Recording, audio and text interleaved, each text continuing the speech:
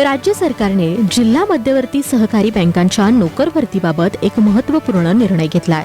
यापुढे जिल्हा बँकांमधील रिक्त पदांच्या भरतीमध्ये संबंधित जिल्ह्यातील स्थानिक भूमिपुत्रांना 70% आरक्षण देण्यात येणार आहे। उर्वरित 30% जागांवर जिल्ह्याबाहेरील उमेदवार अर्ज करू शकतील। राज्यात सध्या 31 जिल्हा बँक कार्यरत असून त्या प्रामुख्याने शेतकरी आणि ग्रामीण संस्थांशी जोडलेल्या आहेत। बँकिंग सेवेचा दर्जा सुधारण्यासाठी कर्मचाऱ्यांना स्थानिक बोलीभाषा, भौगोलिक परिस्थिती आणि ग्रामीण प्रश्नांची जाण असणं आवश्यक आहे। हे लक्षात घेऊन सरकारने संबंधित बँकेचे कार्यक्षेत्र असलेल्या जिल्ह्यातील मूळ रहिवासी डोमेसाईल प्रमाणपत्र धारक उमेदवारांना संधी देण्याचं धोरण निश्चित केलंय। या निर्णयामुळे स्थानिक सुशिक्षित तरुणांना रोजगाराच्या मोठ्या संधी उपलब्ध होणार असून बँकांच्या सभासदांना आणि ग्राहकांना अधिक दर्जेदार व सुलभ सेवा मिळण्यास मदत होणार आहे। सीएनजीच्या दरात पुन्हा वाढ झाली आहे। पुणे शहर, पिंपरी चिंचवड, तळेगाव आणि हिंजवडी परिसरात सीएनजीच्या दरात वाढ करण्यात आली आहे। सीएनजीच्या दरात प्रति किलो 2 रुपयांची वाढ झाली आहे। त्यामुळे नवीन दर 9 मे 2024च्या मध्यरात्रीपासून लागू होणार आहेत। सीएनजीच्या दरवाढीनंतर प्रति किलो दर 92.25 रुपयांवर पोहोचला। नैसर्गिक वायूच्या खर्चात वाढ झाली आहे, त्यामुळे सीएनजीच्या दरात वाढ करण्यात आल्याचं महाराष्ट्र नॅचरल गॅस लिमिटेडने स्पष्ट केलंय। मात्र पीएनजीच्या दरात कोणतीही वाढ न झाल्याने सर्वसामान्यांना काहीसा दिलासा मिळाला। मेहनत, जिद्द आणि चिकाटीच्या जोरावर शांभवीने 10वीच्या परीक्षेत मोठं यश मिळवलंय।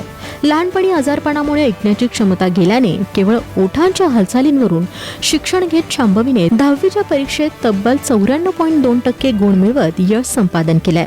तिच्या या यशामागे आई वडिलांचं योगदानही मोठं आहे। त्यांनी शांभवीला सामान्य मुलांच्या शाळेत ठेवून मुलीला सक्षम बनवण्यासाठी सातत्याने प्रयत्न केले।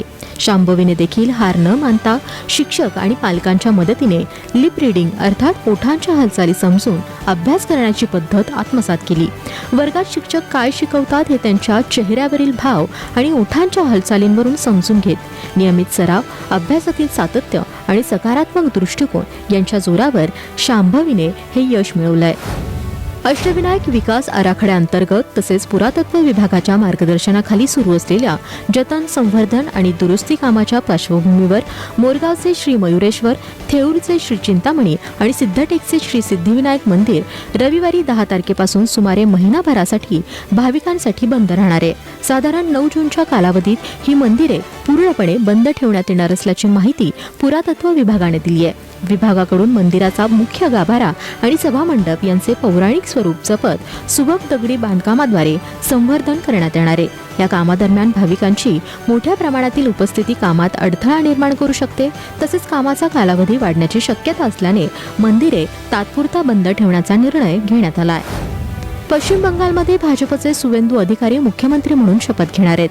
पश्चिम बंगालमध्ये भाजपने ममता बॅनर्जीच्या तृणमूल काँग्रेसचा दारुण पराभव करत सत्ता खेचून आणली। त्यानंतर सुवेंदू अधिकारी यांची भाजप विधिमंडळ पक्षाच्या नेतेपदी एकमताने निवड झाली। त्यांच्या नावाची घोषणा काल केंद्रीय गृहमंत्री अमित शहा यांनी केली। त्यानंतर आज पश्चिम बंगालमधील कोलकाता येथील ब्रिगेड परेड ग्राउंड या ठिकाणी सकाळी 11 वाजता सुवेंदू अधिकारी यांना पश्चिम बंगालचे राज्यपाल मुख्यमंत्री पदाची शपथ देणार आहेत। त्यांच्यासोबत भाजपचे काही आमदार मंत्रिपदाची शपथ घेणार असल्याची माहिती आहे। या शपथविधीची जय्यत तयारी करण्यात आली असून सुवेंदू अधिकारी यांच्या शपथविधी सोहळ्यासाठी पंतप्रधान नरेंद्र मोदी, केंद्रीय गृहमंत्री अमित शहा, केंद्रीय आरोग्य मंत्री जे.पी. नड्डा, भाजप अध्यक्ष नितीन नवीन, उत्तर प्रदेशचे मुख्यमंत्री योगी आदित्यनाथ यांच्यासह भाजप शासित 20 राज्यांचे मुख्यमंत्री उपस्थित राहणार आहेत। तामिळनाडू विधानसभा निवडणुकीत 108 जागा जिंकून सर्वात मोठा पक्ष ठरलेल्या तमिळगा वेत्री कळघम आणि त्यांचे नेते थलपती विजय यांच्यासाठी सत्तेचे स्वप्न तुर्तास अधांतरी राहिले आहे। बहुमत सिद्ध करण्यासाठी आवश्यक असलेल्या 118 आमदारांच्या पाठिंब्याचा लेखी पुरावा नसल्याने राज्यपाल आर.व्ही. अर्लीकर यांनी विजय यांना मुख्यमंत्री म्हणून शपथ देण्यास स्पष्ट नकार दिला आहे। निवडणुकीत सर्वात मोठा पक्ष ठरलेल्या टीव्हीकेकडे सध्या 116 आमदारांचा पाठिंबा आहे। मात्र अजूनही बहुमतासाठी 2 आमदारांची गरज आहे। काँग्रेसच्या 5 आमदारांनी टीव्हीकेला पाठिंबा दिलाय, तर डाव्या पक्षांनीही विजय यांना पाठिंबा दिलाय। मात्र व्हीसीकेच्या समर्थनाशिवाय सरकार स्थापन करणं शक्य नसल्याचं स्पष्ट झालंय। त्यामुळे विजय थलपती मुख्यमंत्री होणार का हा प्रश्न अद्यापही कायम आहे।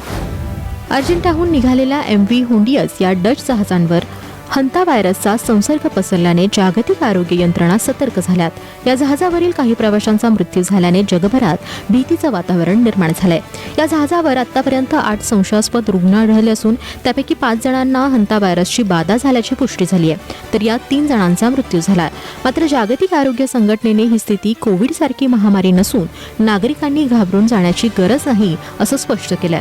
आतापर्यंत समोर आलेल्या माहितीनुसार सेंट हेलेने या ब्रिटिश प्रदेशात या क्रूज शिपमधील काही नागरिक उतरले होते, त्यामुळे जागतिक आरोग्य संघटनेने 12 देशांमध्ये अलर्ट जारी केला।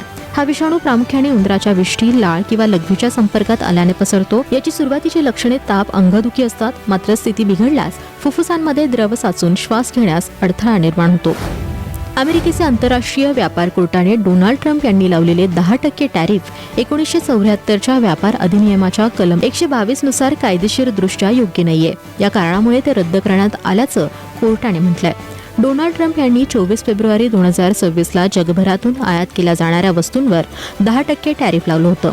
डोनाल्ड ट्रम्प यांनी दुसऱ्यांदा अमेरिकेचं अध्यक्षपद स्वीकारल्यानंतर विविध देशांवर टॅरिफ लादलं। ते टॅरिफ सुप्रीम कोर्टाने रद्द करण्याचा निर्णय घेतला। ट्रम्प यांनी 10% टॅरिफ लादल्यानंतर 24 राज्य आणि काही छोट्या व्यापाऱ्यांनी ट्रम्प यांच्या निर्णयाला आव्हान दिलं होतं। आता फेडरल कोर्टाने ट्रम्प यांचं 10% टॅरिफ रद्द केलंय। भारतीय संघात सध्या स्पिन बॉलिंग कोचची जागा रिक्त असून या पदासाठी माजी भारतीय क्रिकेटपटू साईराज बहुतुले यांचं नाव आघाडीवर असल्याचं समोर येत आहे। बहुतुले यांनी गौतम गंभीर आणि बीसीसीआयच्या वरिष्ठ अधिकाऱ्यांसोबत चर्चा केली असून त्यांची टीम इंडियाच्या स्पिन बॉलिंग कोचपदी नियुक्ती होऊ शकते।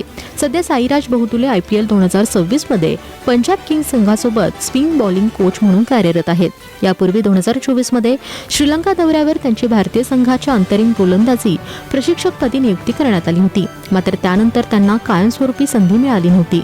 मात्र आता ते टीम इंडियामध्ये महत्त्वाच्या भूमिकेत दिसण्याची शक्यता आहे। तामिळनाडू विधानसभा निवडणुकीत थलपती विजयच्या पक्षाला मोठं यश मिळालं, तर दुसरीकडे अभिनेत्री त्रिशा आणि थलपती विजयच्या डेटिंगच्या चर्चांनाही उधाण आलं। याच दरम्यान राखी सावंतने विजय आणि त्रिशाबाबत भाष्य केलंय। मला वाटतं की विजय आणि त्रिशाने लग्न करावं, आम्ही त्यांच्या मेहंदी समारंभाला जाऊ। मी आणि त्रिशा दोघींनी बॉलिवूडमध्ये एकत्र सुरुवात केली होती, पण नंतर त्रिशा साऊथला गेली आणि तिथे चित्रपटात काम करू लागली, असं विधान राखीने केलंय। त्यानंतर तिने तामिळनाडू निवडणुकीतील विजयच्या विजयाबद्दल देखील मत व्यक्त केलंय। तामिळनाडूमध्ये इतक्या जागा जिंकणारे ते पहिले ख्रिश्चन आहेत, त्यामुळे ते मला वैयक्तिकरित्या आवडतात आणि विजयसोबत एक गाणं करणं हे माझं स्वप्न होतं, पण मला ती संधी मिळाली नाही। मात्र आता मला वाटतं की मी त्यांच्या पक्षात सामील व्हायला हवं, असं म्हणत राखीने पक्षप्रवेशाची इच्छा देखील व्यक्त केली आहे।